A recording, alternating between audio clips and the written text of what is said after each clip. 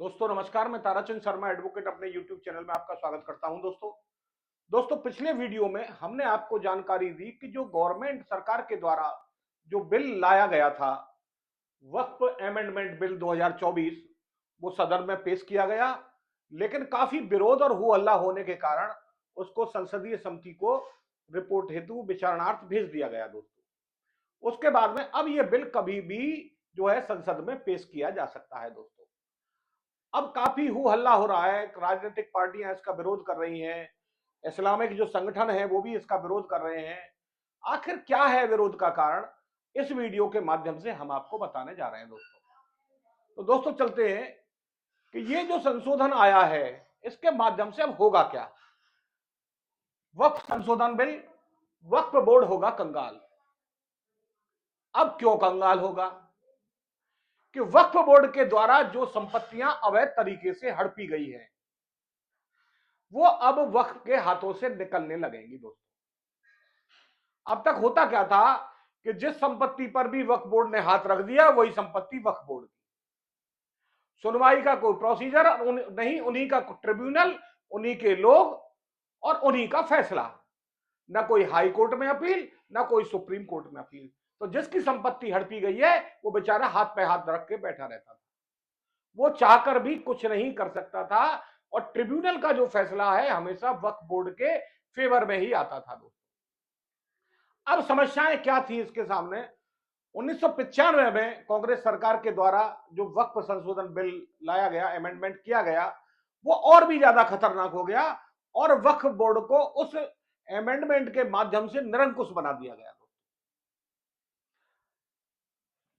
इस अधिनियम का उद्देश्य क्या है? वक्फ जो संशोधन बिल जो हम ला रही है गवर्नमेंट 2024 का, उसका है वक्फ अधिनियम जो 1995 था, इसमें संशोधन करना जिससे वक्फ संपत्तियों के विनिमय और प्रबंधन में आने वाली समस्याओं और चुनौतियों का सामना किया जा सके। वक्फ जो अमेंडमेंट एक्ट जो आ रहा है वो 1995 में जो संशोधन था उसमें जो वक्फ संपत्तियों का जो विनिमय होता था या प्रबंधन में जो आने वाली समस्याएं थी, उन चुनौतियों को सामना करने के लिए ये बिल जो है लाया जा रहा है। गौरव, भारत में वक्फ संपत्तियों का प्रबंधन या प्रशासन में सुधार करना, पिछले अधिनियम की कमियों को दूर करना, ये जो तीन कारण थे, इस वजह से ये संशोधन बिल जो है लाया जा रहा है।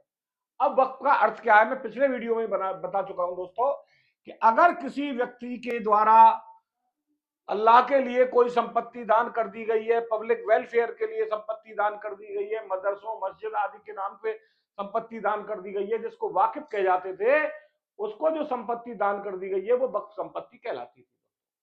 अब आता है उत्पत्ति कहां से हुई, आखिर ये वक्फ का प्रचलन आया कैसे, कहां से ये शुरू हुआ? तो वही चीज मैं आपको बताने जा रहा हूं कि लोगों को ज्यादातर जानकारी नहीं है। हुआ क्या था दोस्तों, दिल्ली सल्तनत के जो शुरुआती दिनों में क्या हुआ, सुल्तान मुइजुद्दीन सैम गौर, ये इन्होंने मुल्तान की जो जामा मस्जिद थी उसको 2 गांव समर्पित किए थे, यानी वक्फ किए थे। जैसे तैसे दिल्ली सल्तनत जो है बढ़ती गई और बाद में इस्लामी राजवंश भी जो आए, फले फूले जो राजवंश, संपत्तियों की संख्या भी वक्फ बोर्ड की लगातार बढ़ती चली गई। उसके बाद क्या हुआ, उसके बाद ब्रिटिश शासन लागू हुआ और ब्रिटिश काल में जो है वक्फ बोर्ड को अवैध घोषित कर दिया गया न्यायालय के द्वारा। क्या हुआ, न्यायालयों के द्वारा इसे अमान्य घोषित कर दिया गया दोस्तों। लेकिन बाद में जब देश आजाद हुआ उसके बाद में फिर यह मामला चालू होने लगा। अब देखिए दोस्तों, भारत में वक्फ बोर्ड है, लेकिन ऐसा नहीं है कि सारे इस्लामिक देशों में ही वक्फ बोर्ड काम कर रहा हो। बहुत सारे इस्लामिक देश ऐसे हैं जहां वक्फ बोर्ड नाम की कोई भी चीज नहीं है। और उनमें कौन कौन से देश आते हैं आपका? तुर्की, लीबिया, मिस्र, सूडान, लेबनान, सीरिया, जॉर्डन और ट्यूनीशिया और ईरान। ये जो देश है 1 2 3 4 5 6 7 8, 8 जो इस्लामिक देश हैं, इनमें कहीं भी वक्फ का कोई अस्तित्व नहीं है दोस्तों।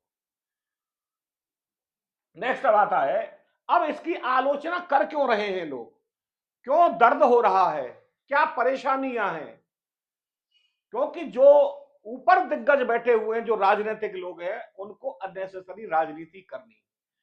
वक्फ संशोधन जो बिल है वो आम जनता के हित में भी है, मोमडन्स के हित में भी है, हिंदू के हित में भी है, और वक्फ संपत्ति के भी हित में है, अल्लाह की संपत्ति के भी हित में है। होता क्या है दोस्तों, अब जो सिस्टम चल रहा है, वक्फ बोर्ड की संपत्तियों को बेच के लोग खा रहे हैं, प्लॉटिंग कर रहे हैं वक्फ बोर्ड की संपत्ति पर, अवैध कब्जा कर रहे हैं, सेल ऑफ कर रहे हैं वक्फ बोर्ड की संपत्तियों को, जो मुतवल्ली बन जाते हैं। उन्होंने वक्फ बोर्ड की संपत्तियों को खुर्द-बुर्द करने का पूरी प्लानिंग कर रखी है और धड़ल्ले से इस काम को करते जा रहे हैं। तो इसी के सुधार के लिए ये बिल जो है लाया गया है दोस्तों, कि ये सारी चीजें रुक जाएंगी। लेकिन अब आलोचना क्यों कर रहे हैं? देखिए दोस्तों, वक्फ प्रशासन में मुस्लिम प्रतिनिधित्व का कम होना, ये वक्फ वाले चाहते क्या हैं कि जो अब तक प्रतिनिधित्व होता था वक्फ में, वो केवल मोमडन्स के द्वारा ही किया जाता था और वो अपनी मनमानी करने लगते थे। इसलिए जो बिल में ये चीज आई है, विधेयक में अब गैर मुस्लिमों को भी वक्फ में जो है शामिल किया जा सकता है बोर्ड में।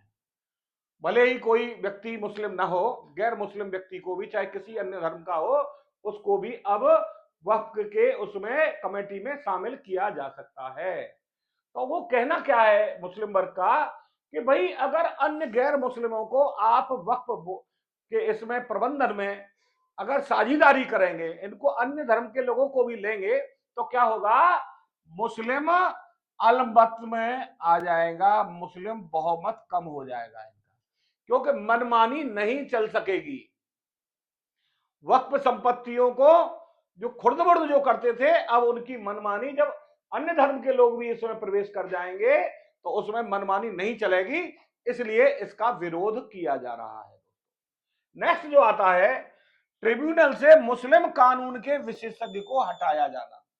जो ट्रिब्यूनल बनेगा वक्फ बोर्ड का, जो नए कानून के तहत, उसमें कहा है भाई नहीं, जो मुस्लिम लॉ के कानून विद हैं उनको इसमें जगह नहीं दी जाएगी, क्योंकि हमारा देश धर्म निरपेक्ष देश है और यहां कट्टरता के लिए कोई कॉलम नहीं है। लिहाजा इसमें क्या कहा कि भाई अब जो मुस्लिम कानून का विशेषज्ञ वक्फ बोर्ड में नहीं रहेगा, या कानून की कोई आवश्यकता नहीं है। अब उसका तर्क क्या दिया मुस्लिम जो समाज के द्वारा, बोले साहब अगर कानून का जो विशेषज्ञ है मुस्लिम कानून का वो नहीं रहेगा तो क्या होगा, वो हमारे जो है अधिकारों पर, हमारे धार्मिक अधिकारों पर एक कुठाराघात होगा। और उन्होंने एग्जाम्पल दिया कि अन्य धर्मों के जो मठ है, मंदिर हैं, चर्च हैं, गिरजाघर हैं, इनमें उसी धर्म के लोग ट्रिब्यूनल में रहते हैं और वही उसकी प्रबंध व्यवस्था को संभालते हैं। तो मुस्लिम धर्म के मामले में वक्फ ट्रिब्यूनल में जो है अन्य धर्म के लोगों की एंट्री नहीं होनी चाहिए, ये मुस्लिम समाज का कहना है, इसलिए भी ये विरोध हो रहा है दोस्तों। नेक्स्ट आ गया, 5 वर्ष वाली शर्त गलत है।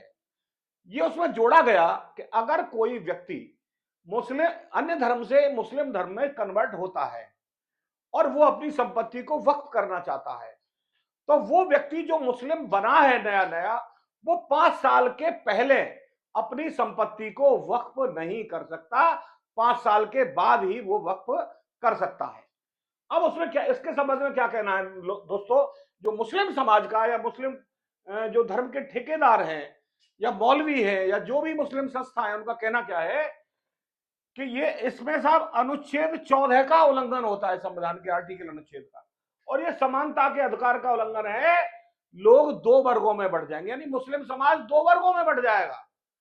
इसका सेंस यही है कि लोग 2 वर्गों में बांटता है, यानी कि एक वर्ग तो ऐसा जिनको अभी 5 साल मुस्लिम हुए नहीं हुए, जो कन्वर्जन हुआ है, जिसने 5 साल मुस्लिम धर्म अपना लिया है लेकिन 5 साल नहीं हुआ है, एक तो ऐसे लोगों का वर्ग, और एक ऐसे लोगों का वर्ग जिनको 5 साल हो चुके हैं और वो पहले से जो मुस्लिम है, एक वो वर्ग। तो ये 2 वर्गों में बांटता है, लेकिन मैं इससे सहमत नहीं हूं दोस्तों।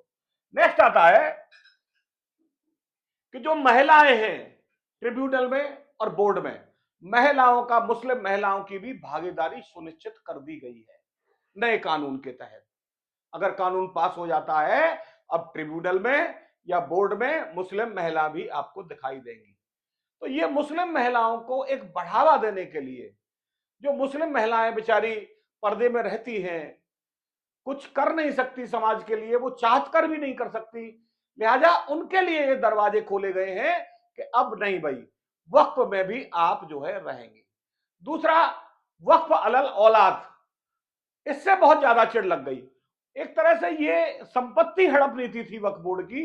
वक्फ अलल औलाद का मतलब है कि अगर किसी पीढ़ी में कोई पुरुष वंशज नहीं है तो उसकी संपत्ति वक्फ को चली जाती है मुस्लिमों की तहत, लेकिन भले ही उस परिवार में महिला हो। अब क्या होता था, उससे महिला अपने उत्तराधिकार से वंचित हो जाती थी। लेकिन अब नए कानून में यह कर दिया है कि वक्फ अलल औलाद के बावजूद भी महिलाएं उत्तराधिकार से वंचित नहीं होंगी। अगर किसी पीढ़ी में या किसी परिवार में पुरुष सदस्य नहीं भी हैं और महिलाएं हैं तो उनको उत्तराधिकार से वंचित नहीं किया जाएगा। अब ये जो धर्म के ठेकेदार हैं वो महिलाओं का जो दमन करते चले आ रहे हैं शुरू से अंत तक, वो इस चीज को नहीं चाहते। उनको ये मंजूर नहीं है कि महिलाओं को कोई हिस्सा मिले, महिलाओं को हक मिले। नेक्स्ट आता है दोस्तों, सरकारी संपत्तियों से दावा हटाना। यह निर्णय विवादास्पद हो सकता है। ये जो कुछ विरोधी लोग हैं वो कह रहे हैं सभी ऐतिहासिक संपत्ति धर्म के उपयोग में लाई जा रहे हैं। उन्होंने कहा कि जो संपत्ति ऐतिहासिक है, हिस्टोरिकल बिल्डिंग्स हैं, किले हैं, महल हैं, उदाहरण के लिए जैसे आप मान लो ताजमहल है, आपका लाल किला है, बहुत सारी जो संपत्तियां हैं, जो लोग पाकिस्तान भाग गए, वक्फ कर गए संपत्तियों को, तो बोले ये कहा वही सरकारी संपत्ति जिनको वक्फ ने हड़प लिया है, ये इनके इन प्रकार ने कैसे भी अपने एंट्री कर ली है, बोले ये छिन जाएंगी वक्फ बोर्ड से। अरे तो भैया किसने वक्फ किया है उस संपत्ति को? इन्हें मान लो रेलवे की संपत्ति पर वक्फ बोर्ड ने दावा कर दिया, वक्फ बोर्ड ने कुछ कोई धार्मिक गतिविधि चला रहा है वहां, तो क्या वो संपत्ति सरकार की वक्फ बोर्ड की हो जाएगी? नहीं हो सकती दोस्तों। तो ये भी एक वजह है कि इनको डर है कि कहीं ऐसा ना हो। जो विरोध करने वाले जो लोग हैं वो ये कहते हैं कि भैया देखो कि जो सरकारी संपत्ति जो वक्फ बोर्ड के काम आ रही है उनको कहीं सरकार लूट ना ले, इसलिए भी इसका विरोध हो रहा है दोस्तों। अब ये विरोध जायज है नाजायज है, ये तो इस चीज का फैसला तो या तो गवर्नमेंट को लेना है, या पब्लिक को लेना है, या आम जनता को लेना है। तो ये मैं आपके ऊपर छोड़ता हूं कि अपना कमेंट देके जरूर बताएं कि क्या गवर्नमेंट जो संशोधन बिल लेके आ रही है वो सही है या गलत है। दोस्तों कमेंट बॉक्स में जरूर लिख के भेजें। और दोस्तों आज तक के लिए बस इतना ही। अगले जो वीडियो में एक नई कानूनी जानकारी के साथ हम आपके सामने उपस्थित होंगे। तब तक के लिए जय श्री राम, राधे राधे, जय श्री कृष्ण।